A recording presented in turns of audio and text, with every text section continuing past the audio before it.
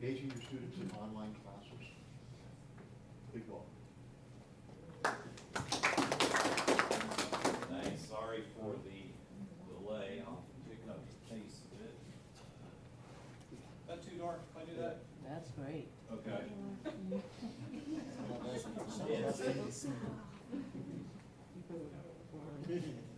A little better for sleeping too. But thanks for coming, and for those who need to see the presentation, I appreciate that. If you're eating, just to eat, that's good too. And hopefully there's something here that will be of value added. I know most of you are teaching online, so I feel like I'm probably preaching to the choir here. But maybe there's something here that you haven't seen yet that may be useful. And I used to have a boss that would tell me, whenever you go to a meeting, you come away with one new idea, it was worth going to the meeting. So hopefully that'll happen today. The pedagogical series that is going to be going on through the fall and spring, John is trying to get more presentations related to teaching and so forth. So we're going to continue with the research stuff as well. Me2 is going to be talking about women in the workplace during his presentation. And I thank him for letting me take the whole hour here and moving his time. But my time is going to be spent on online education. So it's not, quote, a research presentation that would go to a meeting. I want to make that clear up to the front. And also, this is not the type of thing where I'm saying this is what the latest research is on online teaching. It's more, these are some things I've been experimenting with. They've worked pretty well for me. Maybe they'll work for you. And that's about as far as it gets there. I was been fortunate to kind of be immersed in online education even before I came here. I got to teach one online course at Concord University in West Virginia. They were beginning to experiment with it, and that was about 13 years ago, and certainly a lot has happened. If any of you worked on some of the early online platforms, you know how hard it was just to get a caption on a web page, and what an ordeal that was, but things are certainly looking better. And so I've had a lot of mistakes I've been able to make and learn from, so that's, I guess, what I bring to the table is some things that been experimenting with. Many things don't work, many do, and that's just how our careers are. We like to try new things as faculty because our minds like to learn new things. And I rather enjoyed online education, even though it's a lot of work. And whether we like online education or not, it is the reality of how this field is going. If you've seen the book College Unbound that is going around right now, the author, who is a contributor to the Chronicle of Higher Education, has talked a lot about how education is starting to look in the future. Online education, remote education, whether we like it or not, that's where things are heading. And so we have to be ready for that.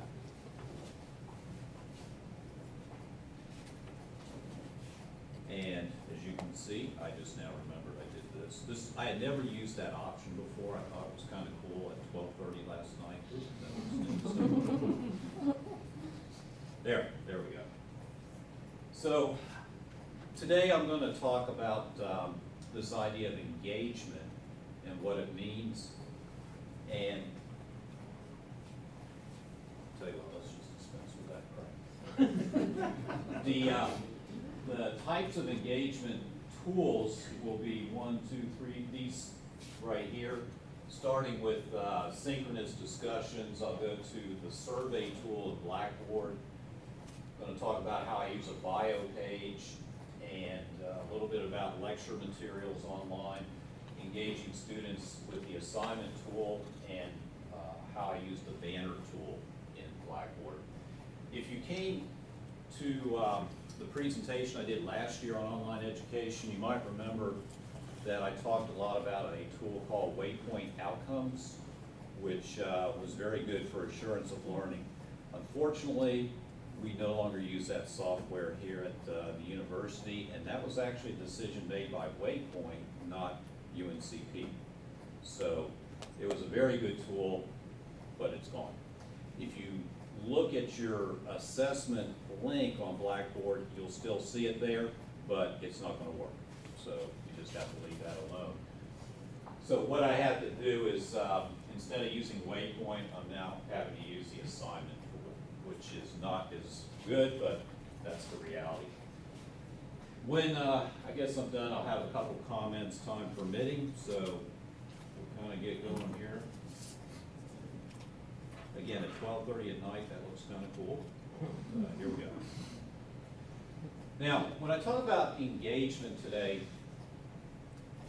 I'm going to use the point of view of the faculty member being present in the class. So even though it's assumed that we're trying to engage the students into the class, what we're really doing is making sure that the faculty member is perceived to be engaged in the course. Because as I've talked to students and read a little bit about online education, one of the pet peeves that I hear a lot is students don't like it when they feel like the instructor's not really there. I'll give you an example of that. Last spring, I took German 101 online through UNCG, and I felt that way about the instructor, that he wasn't really communicating much with the class. In fact, the mechanism they used was a tool called Tell Me More, which is part of Rosetta Stone. Not a bad tool, it was actually a pretty good tool, but there was no outside instruction from the instructor at any point. There was a discussion board, but it was very minimal in how it worked. And I remember asking some questions and posting some things and not hearing from the instructor at all about it. So I felt like he was not engaged in the course, and therefore my engagement was not going to be as good as what it could have been. I would have really liked to have gotten to know that instructor and what his teaching philosophies were, and just how people are, but I was never able to do that. I felt like I was interacting with a machine, not a person. So I'll be talking about making sure that the faculty member is engaged in the course as perceived by the students. Now, I've got one class that we get into the issue of faculty engagement. It's actually my senior level MBA course, Management 5300, and we talk about performance appraisal in there. And we kind of morph into what it looks like to appraise faculty, and eventually in an online course, what does a good engagement look like, what's a bad engagement look like. And I've gotten some common answers over the years of what it looks like when a faculty member is not engaged in the course. And this is what the list begins to look like. That in online classes, it doesn't feel like the faculty member is really reading my emails in a timely manner. I don't, some students have said I don't hear anything for maybe a week or two. So the time issue is there. Another one I hear is, well, I'm in this online course, but it looks like all I'm really doing is I'm reading a book, and I'm looking at these PowerPoint lecture outlines that are from the book that are actually just the subtitles of the chapters. So they're asking me to look at that, but it's really just an outline of the chapter, which I can already see if I read the book. So students have said, we don't really get much out of that. It's not a lecture, it's an outline, even though the instructor may call it a lecture. So there's no personalization at that point of what's the instructor doing here. Another is that the faculty are not really monitoring the discussion boards. And the discussion boards is one I'm going to talk a lot about today, because there's a feeling among a lot of faculty as well as students that they don't always work well, at least in some classes. So I'll address that. But I know the discussion board that we had for German 101, I could write something a paragraph long or a page long, and it was always nice comment. And I felt like probably every student was getting the same 2 or 3 word response from the instructor. So I thought, he didn't really read this. You know, it's just, you know, he's putting his mark on it that he checked it off. One that I've heard frequently from students, again in Management 5300, is that in online classes, my assignments aren't always graded in a timely manner, so how am I supposed to know what to do the next week if I don't know how I did the previous week? Another symptom of lack of engagement is students will say, I've written these assignments, I've submitted them, but when I get them back, it's just like there's a grade there, but no feedback as to, you know, how I did. And students want to know, they like to read those little comments about how they did, or something that adds some personalization to the paper that's being graded.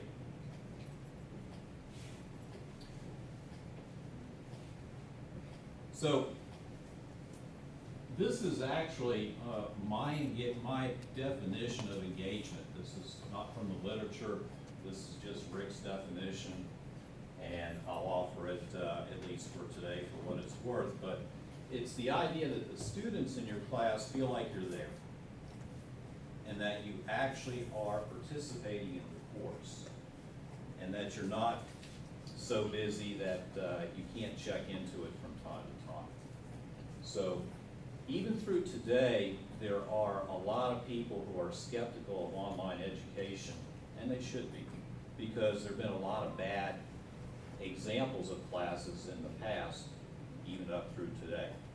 So I guess the reputation for online ed is well-deserved if we look at some of the negatives that have occurred over the years. I know my daughter took a course here in science a few years ago, and she said, Dad, all I did was read the book.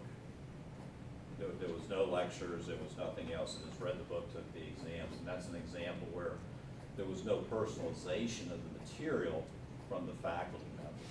So with this definition, we're putting our brand into the teaching, and we're saying, this is my course, and you're getting the material, but there's part of me in this course too, and I want the students to see that. So, again, German 101, got a name, of course, by the way. I really thought that some of the course was well done. The Rosetta Stone was a pretty good teaching tool, and I feel like I learned there. But the online discussion board, I felt like I was not learning anything new from other students. And furthermore, I didn't see that there was that attempt on the professor to try to draw me out to say more than what I had said. So a discussion board really should involve at least some two-way conversation. And I was feeling like that wasn't taking place. Now, on the topic of discussion boards, my caveat is I know that there are some good models out there that faculty are using, and if it's working the way you run your discussion board, then please, you need to publish that somewhere and tell the rest of us how it works, because it's not something that is really perceived to be doing very well, but there's got to be discussion boards that work and are effective, but I really don't have any examples to offer you, so that's why I don't do discussion boards at all anymore. I do offer a discussion board in my class, but it's simply a point of information. If a student has a question and they think it might affect others in the class, I call it the help desk or something like that. But we do discussion in the class, we just don't use the discussion board. The My experience, the learning mechanism was to basically interact with some software, which was a good teaching tool, by the way, but I wasn't learning anything that was what we call value added from the instructor. It was more or less, here's how you turn this on, and go to it.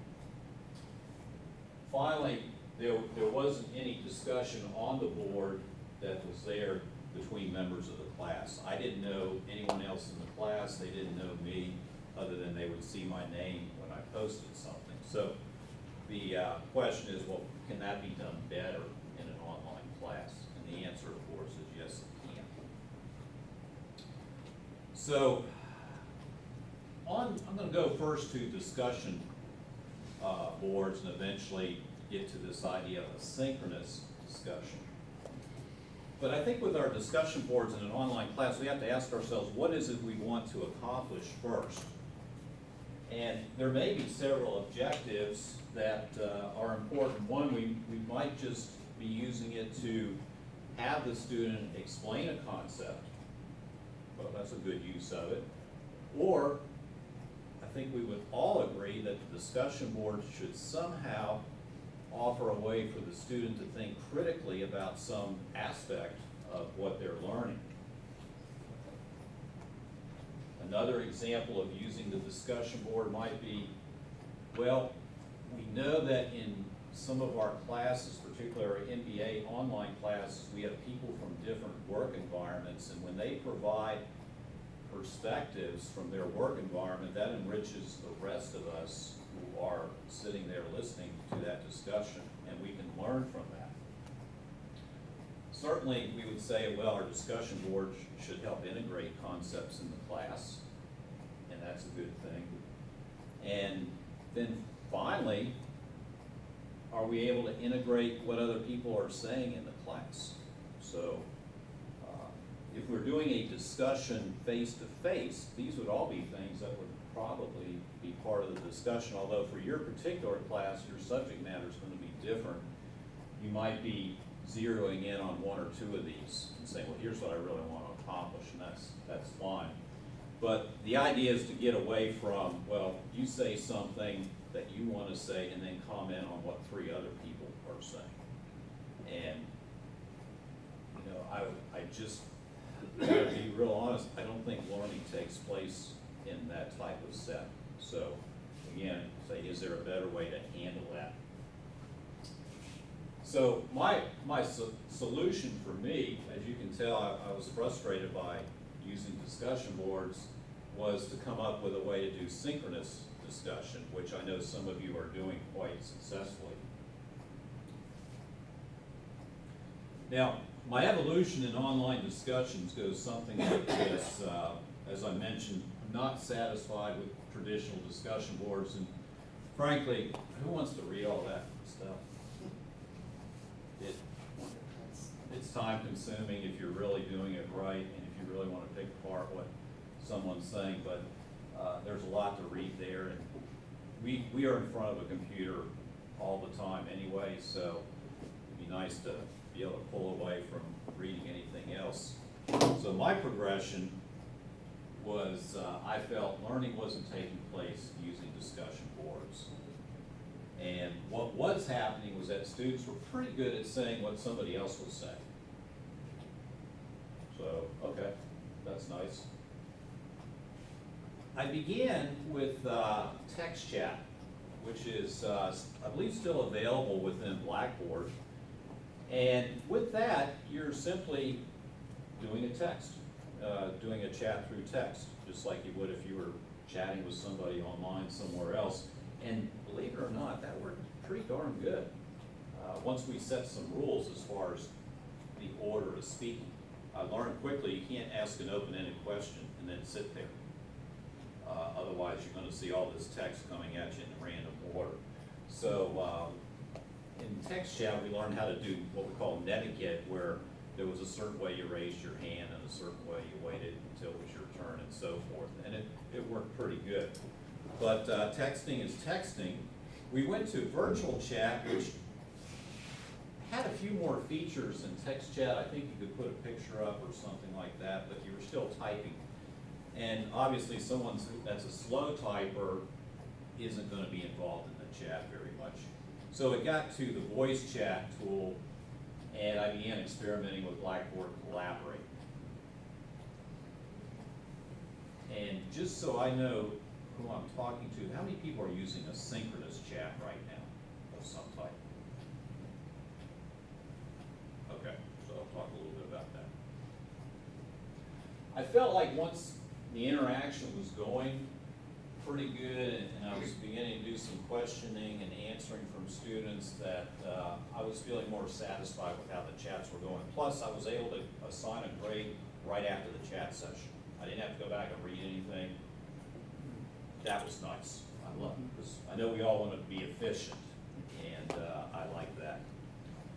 So I'm going to go through 3 scenarios as far as what some of the synchronous chats look like using the voice. So it's just like if you're doing a teleconference call or FaceTime or something else, except we're using Blackboard Collaborate. So everybody is online together. They're wearing a headset with a microphone, and they're talking into it, and it's in real time. So the one thing I do, yeah. Does this mean that everyone has to be there?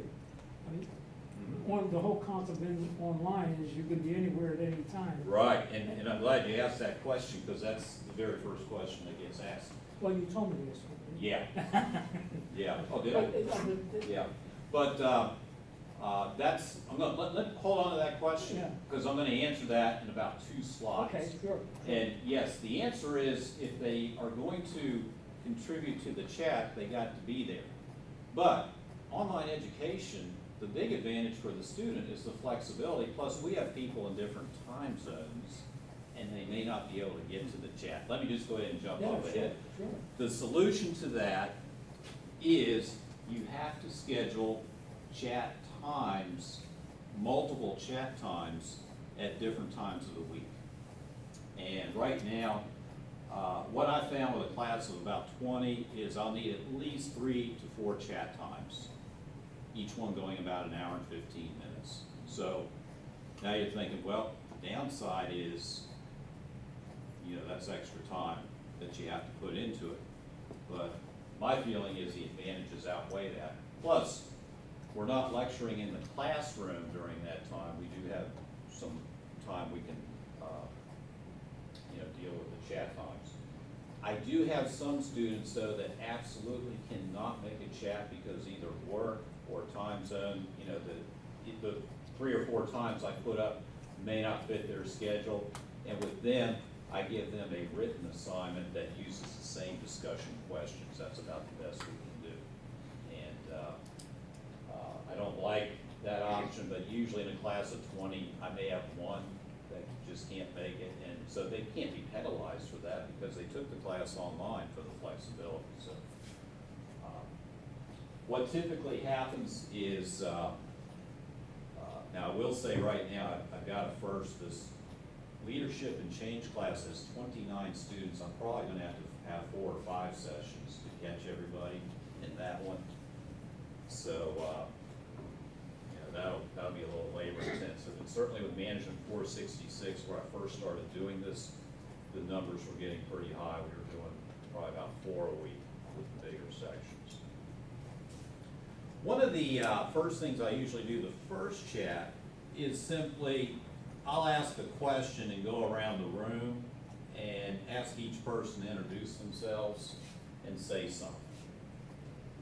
I would say you got to use that sparingly, because that's also a time where after this person speaks, they should be listening to the other people, but hey, they're online, they may be checking ESPN or checking ACC basketball, who knows, they can still listen to the chat. So you do have to be aware you may be losing some attention. So I try not to let these sessions go too long where we're going somewhat sequential. What sometimes happens, which is kind of fun, is when I may have this person, actually this happens more times than you would think, but the person one of the persons says, hey, I want to ask a follow-up question to this person over here. And so that starts to get some conversation going and may draw in some of these other people, and it certainly draws me in because I love to ask follow-up questions.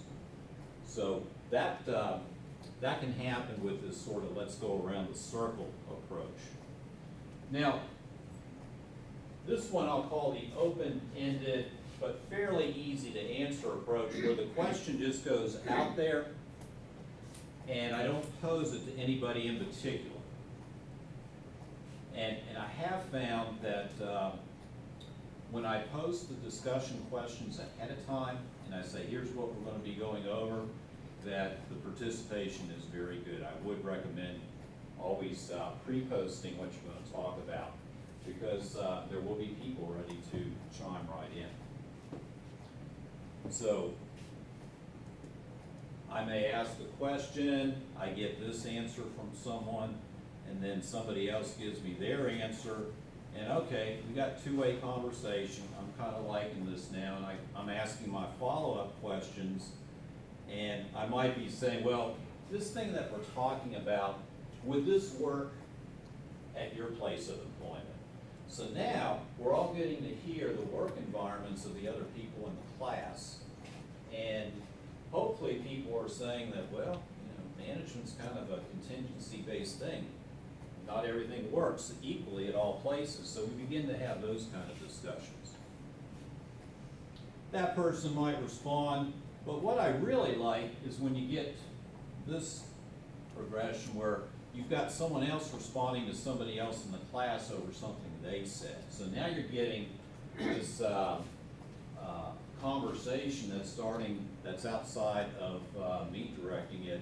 I think we all know that feeling that when you're starting to get this good interaction, it makes you feel good as a faculty member, and it makes me really feel good because learning is taking place, but in a different context, where you're starting to do more of this Socratic thing where we're learning through seminar and discussion.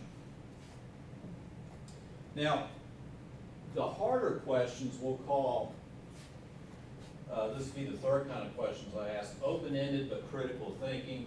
For example, what could the company that we've been talking about have done differently? Now, surely you start getting some very simple answers at first, and those are the ones I think we all would agree we like to pick those apart because we want that person to really be thinking about what they're saying. So the open-ended question comes out, the answers start to come back, and then this is where, as I like to ask follow-up questions, and the typical thing would, you're thinking maybe as a faculty member, well, you idiot, have you thought of this? But when it comes out, I say, well, Kevin, have you considered this option, or what would happen here? This is when you, as a faculty member, begin to offer your follow-up questions, and you get this person to think, but meanwhile, the other people are thinking too. This works very good in business strategy because it's exactly what we're trying to promote. So we're giving the person the chance to think through, and then other people will be chiming in, and I do have a lot of fun with this. These kind of questions are good. And then you get something, where somebody may be connecting in some way, where that person is asking, they're asking the question. That's why I did the white line, but they're asking a question over here to this person. So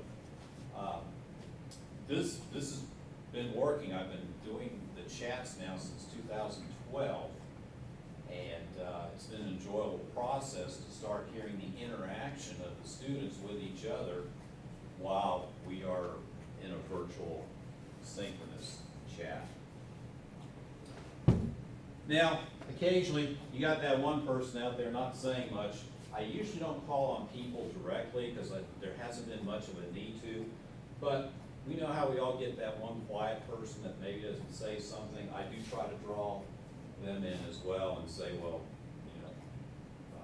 I never use this as Carmen as an example. You're not quiet, but the type of person we're talking about. Carmen, what do you think about this?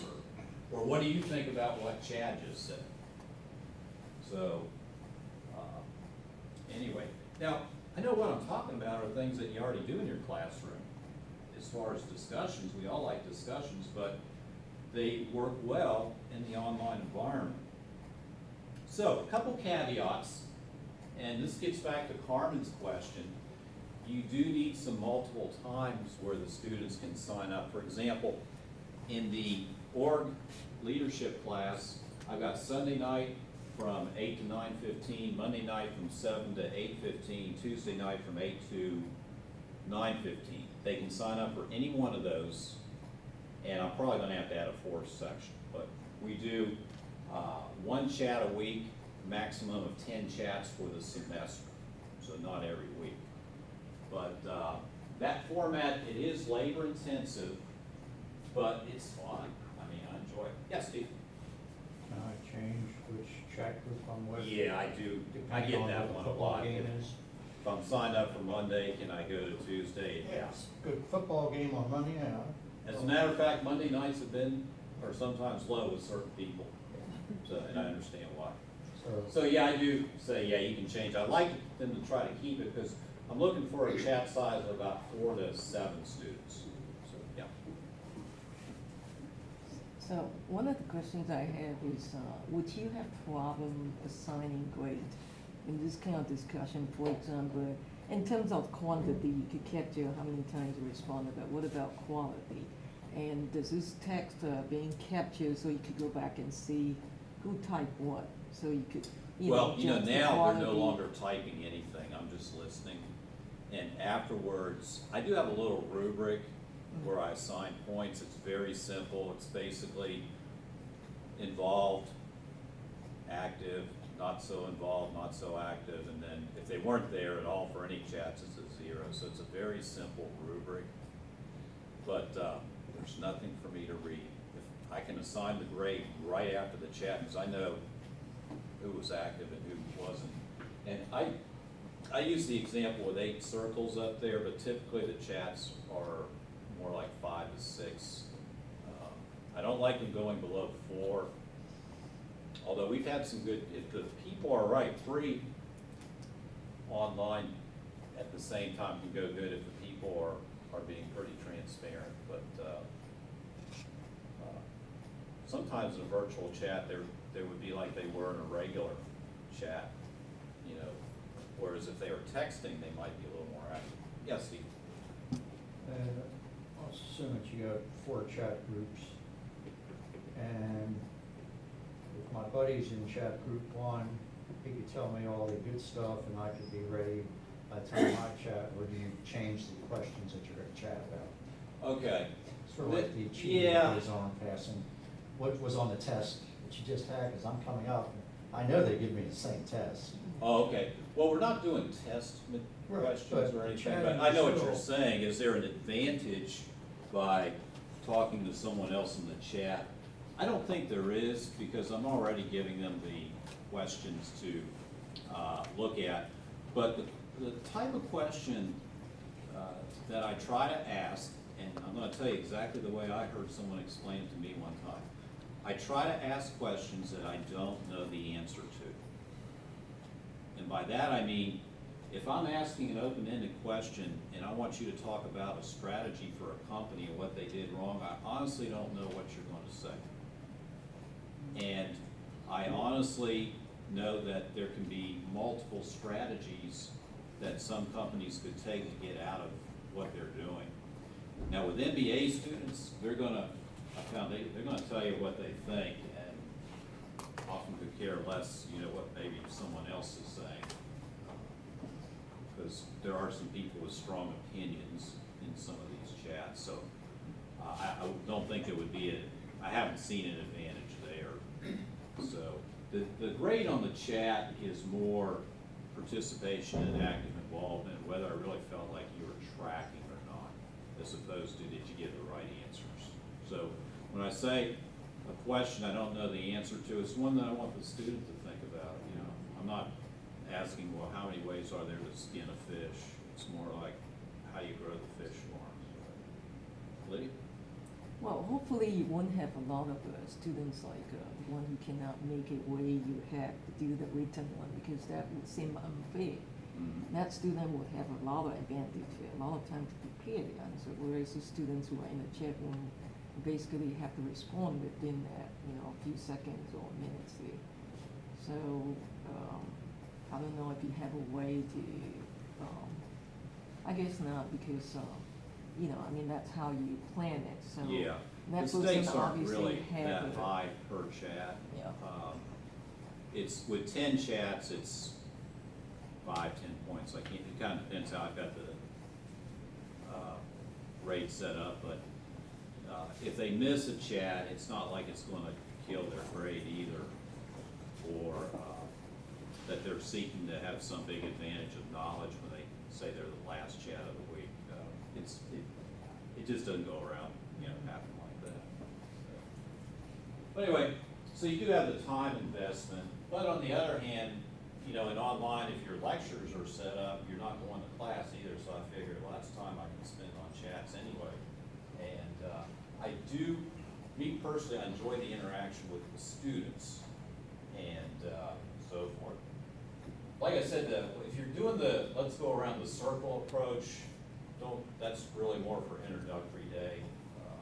Not a lot of critical thinking is going on there. And you have to be careful that you're not losing that person during the chat. I did have couple of times I had one guy said, at 8:15, I'll be gone for 4 minutes, I gotta put my kid to sleep.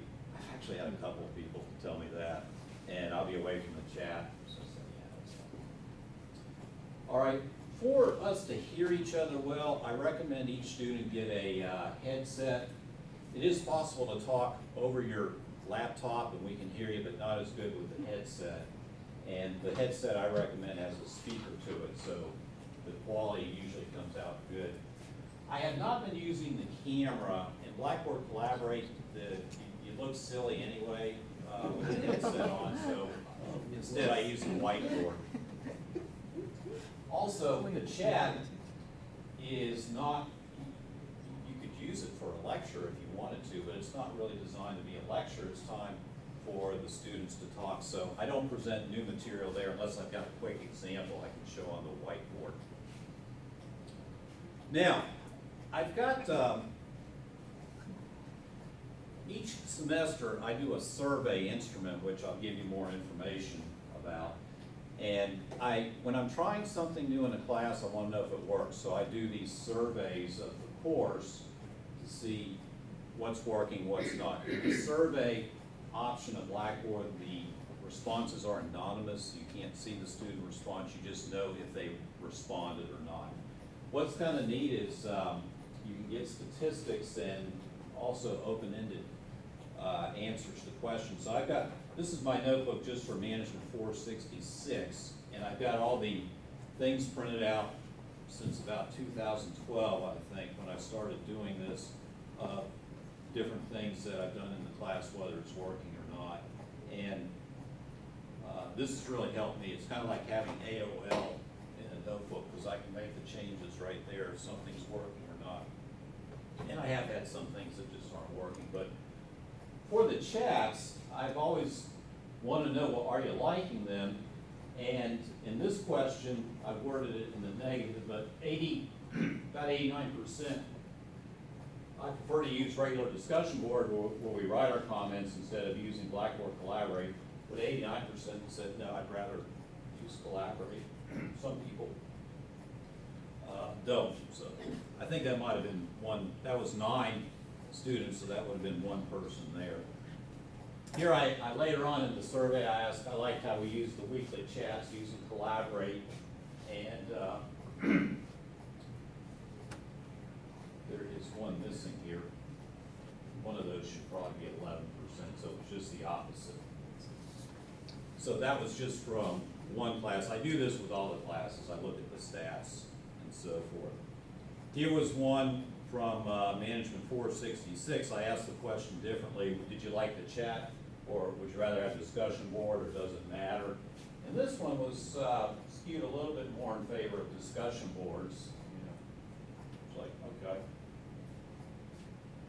And then another question, I like the chats. So I'm reading these and I'm thinking, okay, I think they're liking this, I'll keep doing synchronous chats.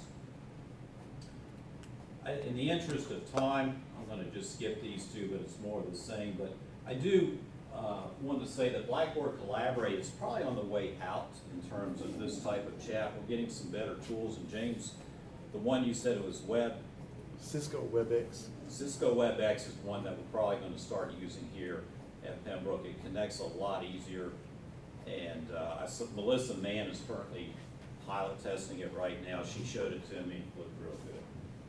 You know, I'm almost, better speed up here. The survey tool, I would recommend this as a way to gauge whether you're doing well in the class as you try out new things. So I've got about a 13 to 17 question survey I ask each semester in both my face-to-face and my online courses, just asking about different aspects of the course. I print these out, put them in a notebook, and I make changes along the way. I usually award a few bonus points for filling them out, and again, the responses are anonymous. When you ask an open-ended question, by the way, I've got open-ended questions like how I could improve the chats. Some students say, well, you should make them a little longer. Some have said you make them a little shorter. But the one thing that is very consistent is there have been a few technology problems with the hookup with some of the students. So I think those keep getting better each semester, but you know, we've had cases where we have a storm come over the area, knock somebody out, their power goes off, their internet goes off, so that kind of stuff does happen. Here's your AOL lesson for the day. Cliff's already seen this one.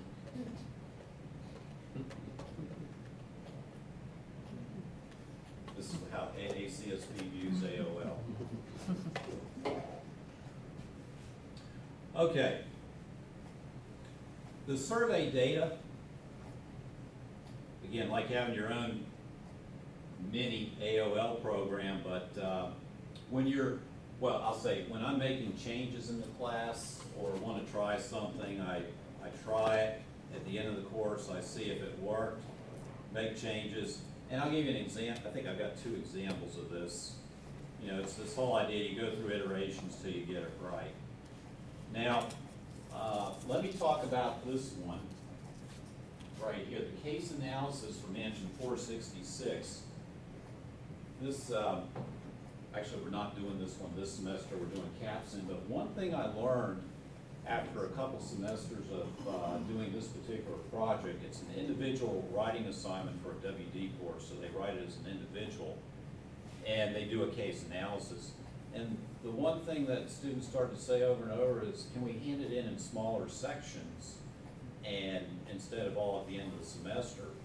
And started to realize, well, that's exactly what WD wants us to do anyway, is do this iteration stuff. So little by little, we started chopping up the paper and doing feedback on it, and you know, that change took place partly because of WD QEP requirements, partly because the students said, hey, that would really help us. So on the weekly chats, I've gotten some feedback as far as improving those, and basically one of the things was trying to incorporate more material from the book in the chats. I tend to look for outside topics, so that's been helpful.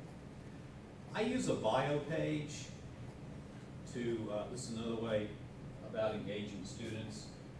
And the main reason I'm using a bio page is just so it helps me find some common ground where I can say, hey, I know this student a little bit better because they told me something about their stuff.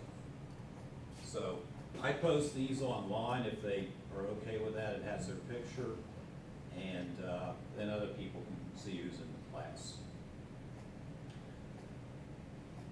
I've got to speed up, and I just want to say that engaging students with your lecture materials, I highly recommend that in your online classes that you're using, that you come up with your lecture, your personalization that has your brand on it. And there's several good platforms as far as doing that.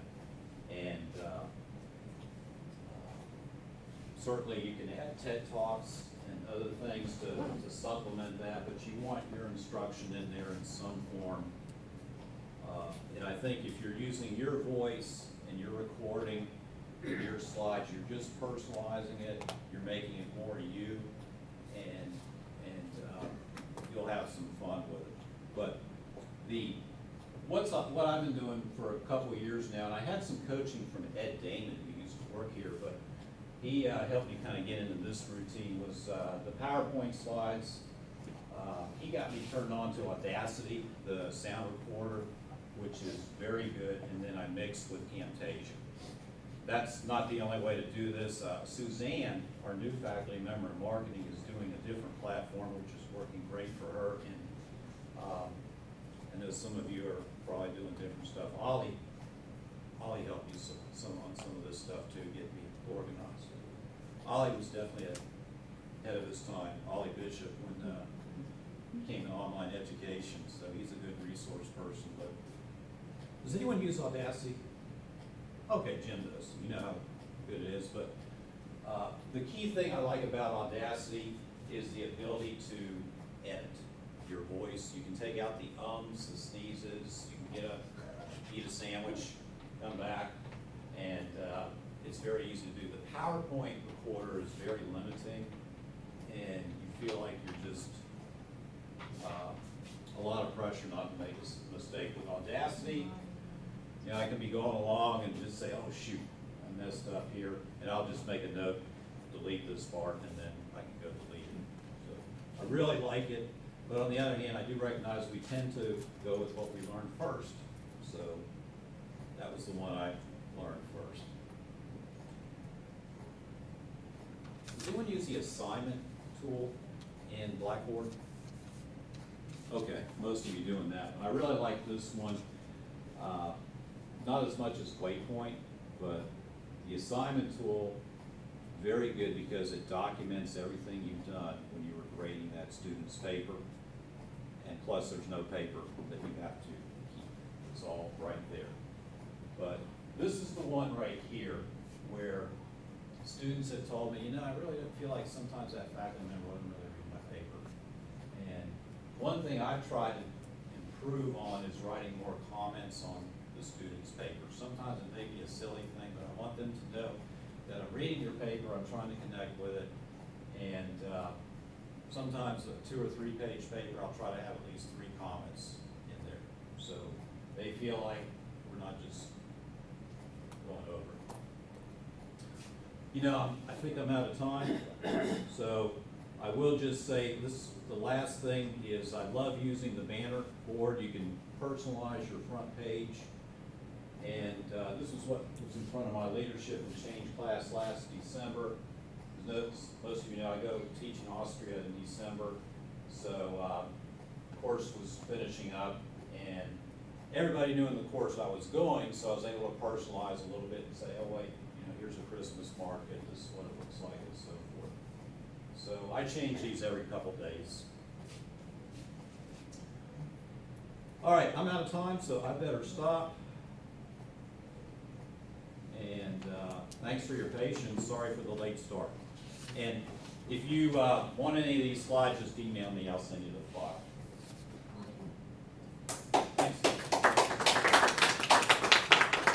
Thanks, Greg. I want to apologize for not being here. I was looking forward to this because I need to clean up my 4660, and he was going to tell me how to do it. But thanks, James, for on very, very, very, very short notice coming over here to help some pizza. So we've got this recorded. We had a lot of demand for this session from folks who weren't able to be here, not just Stuart and me, but Jack and Melissa and some others too. So we're going to have a recording available to share. But thank you, Vic, for that. And we got pizza left. Do we? Mm-hmm. Help yourself on the way out. So.